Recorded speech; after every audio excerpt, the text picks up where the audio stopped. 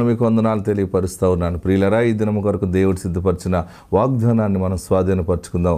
పరిశుద్ధ గ్రంథంలో నుండి ఇర్మియా గ్రంథం 31వ అధ్యాయము 16వ వచనం ద్వారా ప్రభు మిమ్మల్ని దర్శిస్తూ ఉన్నారు. ఇర్మియా గ్రంథం జెర్మియా చాప్టర్ 31 వర్స్ 16 నేను చదువుతున్నాను, చూడండి.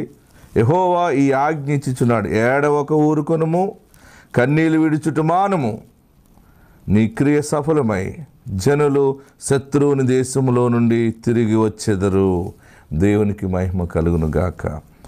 ఆయన ఆజ్ఞిస్తున్నారు ఏంటంటే, ఏడవక ఊరుకొనుము. ఏడుస్తూ ఉన్నావు, నాకే ఇన్ని కష్టాలు, నా బిడ్డలకి ఇన్ని కష్టాలు వచ్చినాయి, నా బ్రతుకుకే ఎప్పుడు ఈ కష్టం, ఎప్పుడు సంతోషం లేదు, నెమ్మది లేదు, అంతా కూడా ఎప్పుడు ఒక చోట మేము జీవించలేకపోతున్నాం. బహుశా పెళ్ళి అయి ఉంటే నా భర్త ఒక చోట, నేను ఒక చోట, నా పిల్లలు ఒక చోట, ఇలాగైపోయింది మా పరిస్థితి. ఎందుకు ఎంత మంచి ఉద్యోగం ఉంటే మాత్రం, ఎంత మంచి ఆస్తి ఐశ్వర్య ఘనతలు అన్నీ ఉంటే ఒక చోట మేము కలిసి ఉండలేకపోతున్నాం అని బాధపడుతున్నావా? లేక నా తల్లి దూరంగా ఉంది, నా తల్లిదండ్రులు దూరంగా ఉన్నా, నేను ఇక్కడున్నాను అని బాధపడుతున్నావా?